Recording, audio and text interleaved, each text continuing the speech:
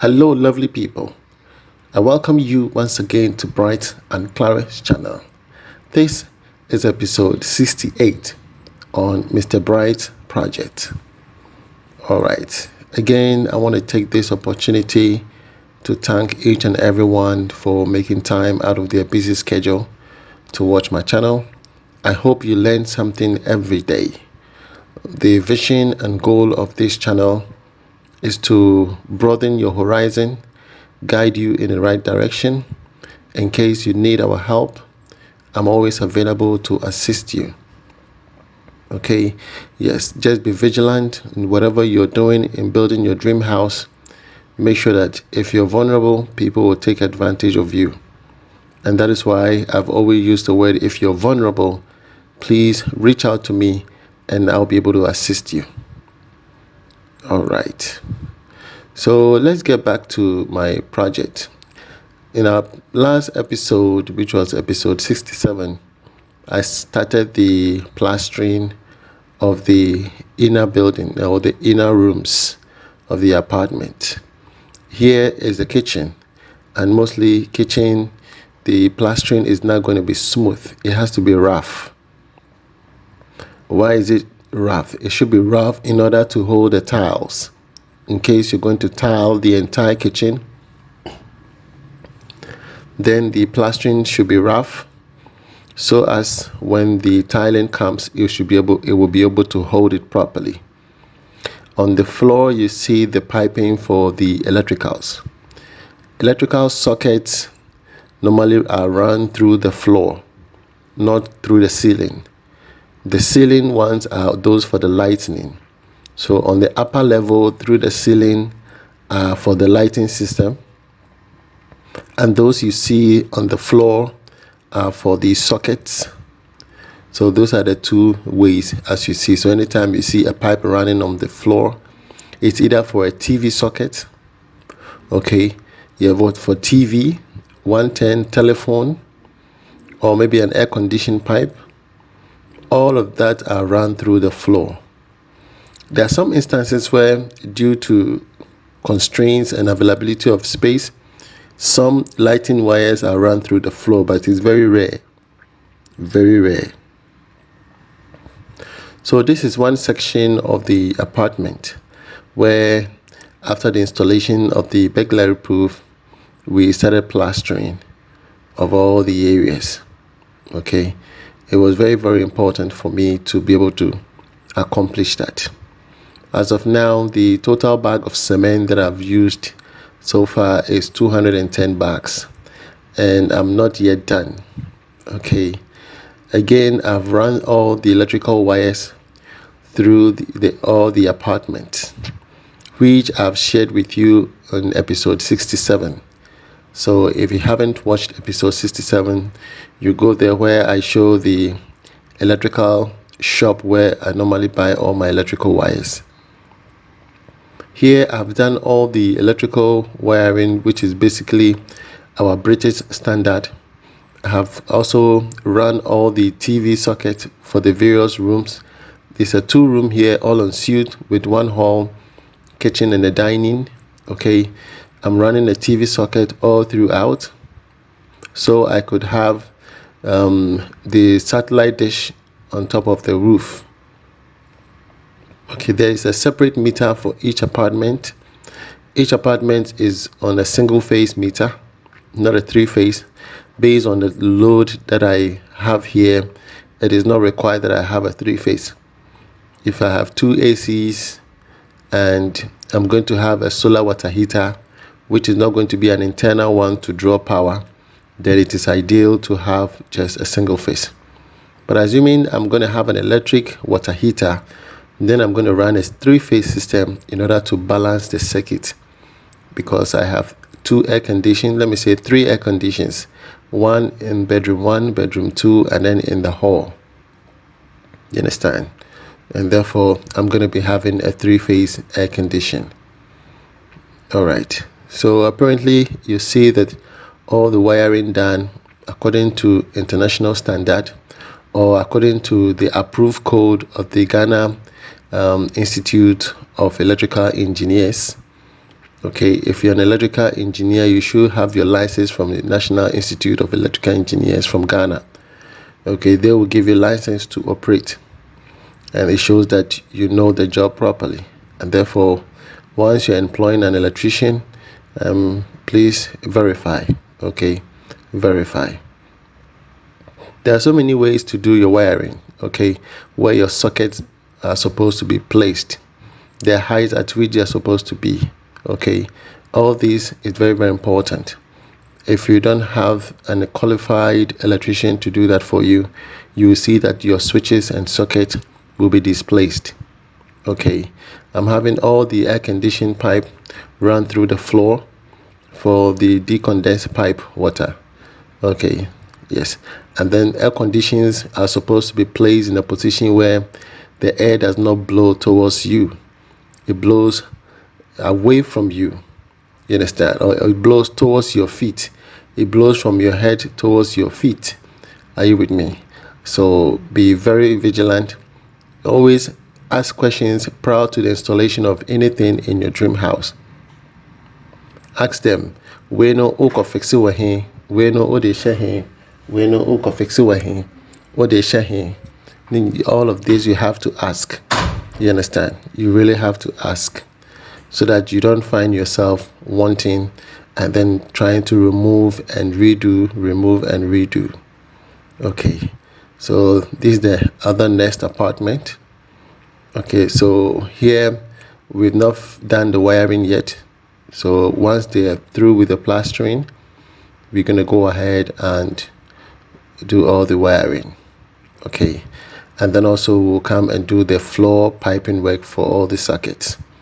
So the other apartment is almost completed, and we are yet left with this one to be done, and then the wiring for the lightning circuit. I'm going to be placing poly tank on top of the roof to serve both apartments. Okay, I'm going to have a central water heater that will supply the entire house. Okay, and all of them are going to have their separate meters. I'm going to do a borehole in the future. It is something that I've prepared for, and so once that is ready, they are going to have their separate meters, which will be a private meter, so I could know or estimate how much water is being consumed, and then I can charge them. Okay, yes. If not, if you're going to rely on the Ghana water supply, the tendency that you might not get water in a month is high. And since this is going to be in a rental property, you want to make sure that everything is readily available. So if you're going to rent a property of this kind and you have your own borehole, you should have a way of charging the tenant as to how to pay for the borehole water.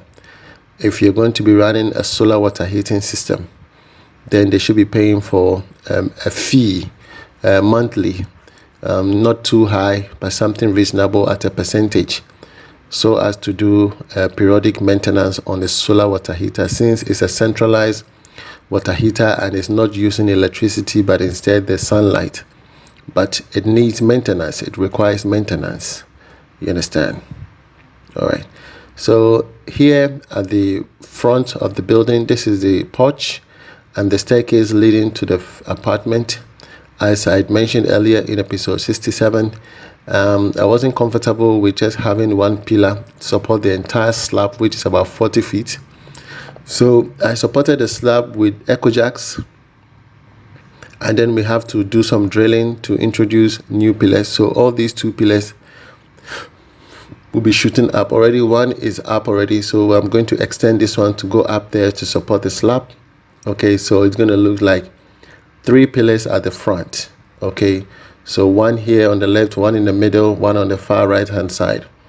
Okay, and then in the center of the slab I'm going to have another one. So this is the far right hand side. This pillar is going to go all the way up to support the slab, so I'm going to have 3 pillars at the front. Okay, so it's always good to support your slab with echo jack. Don't just leave it like that and start drilling and chiseling. Here in the middle, I'm also introducing another pillar here, Per my understanding, this is how it's supposed to be. Yes, and if I want to have a hanging porch and I'm not sure of the reinforcement, I'm not going to just sit down and just watch it. Yes, so I told them, hey, I've spent so much iron bars in the slab, but still no problem. Let's introduce the pillars. It won't change anything. It actually brings some different kind of view and a different type of beauty, and you will not see it once it is completed. So let's do it. And guess what? When it was done, everybody who comes or comes nearby comes around and say, man, this is beautiful, this is beautiful, this is wow, this is wow. And I keep telling them, yeah, creativity is important, and if you're not willing to take that risk, you always be running at a loss. This is a temporary tank I constructed years back to hold water. Very soon I'm going to be demolishing this tank, and then also I'll place a poly tank somewhere here in the corner. So usually we buy water 250 Ghana cedis in Kaswa. Okay, yes, we buy 250 Ghana cedis. In some places it's 500 and 600 Ghana cedis to buy water. Especially mine is not up to 5,000 liters, and that is why it is around 250. Those that you find 500 and 600 are about 5,000 liters. So the pillars that we were shooting up, the base have been cast, okay, and those that are needs lapping also, they've been lapped. I'm going to call a pillar mode man, and he's going to do all the round pillars. Yes, his name is Mr. Amankwa, and he's going to do all the round pillars for me in order to support the slab and to give it a different look. So I'll be sharing all that processes with you so you could see how beautiful the entire front view looked like. Back in the inner room of the apartment, I started the plumbing works. I have to do all my plumbing works in terms of kitchen basin, wash basin, sorry, the drainage, and then also the washing machine drainage pipe. Okay, we have with a water supply and that of the drainage. Aside that, the electrical piping works also continues. Are you with me? I did mention that in my kitchen, I didn't want to tile the entire kitchen all the way to the top. So you could see I did from the ground all the way to the window level rough, and after the lintel to the ceiling, it's smooth. You understand? I just did it at smooth. So that is my way of ensuring that I don't spend so much on tiling, because usually nothing goes there. You don't necessarily have to tile the entire kitchen, and then on top you have to put kitchen cabinets. You know, nobody will see those tiles forever. It is hidden. Are you with me? And in case you're doing washing of the kitchen, I don't think you're going to spray water on the kitchen cabinet, and therefore you'll be very precise in areas where you want to wash, and so water will not go there. So all you need is to have waterproof sockets in your kitchen and in your bathrooms. Those are necessary to have waterproof, just in case. Okay, and all electrical wires should be properly grounded. They should be grounded properly. Okay, yes, your ground level should not be more than 2 mega ohms in the ground with the earth rod. It is very, very important. So here in this apartment too, we've started all the wiring. Okay, and very soon we will start with the screening, and then you'll see that we'll go to the external part of the property, and then we'll do the plastering for the internal external part, and I'll be sharing that with you with all the total cost of cement. Okay, that is very, very important for me to do so. So lovely people, this is the journey where I'm taking you through my building property or my building project. Okay, it's to encourage anyone who is out there who have perhaps given up. My goal is to encourage you. If you need my help, you can always reach out to me. My name is Mr. Bright, My email is brightantonio@outlook.com. Okay, I'm always there to help you. If you need me, I'm here to assist you. So my email is on the screen. You can always reach out to me. I prepare estimate for everybody. In case you need that too, you can always reach out to me. From me to you, shalom. God bless you wherever you are.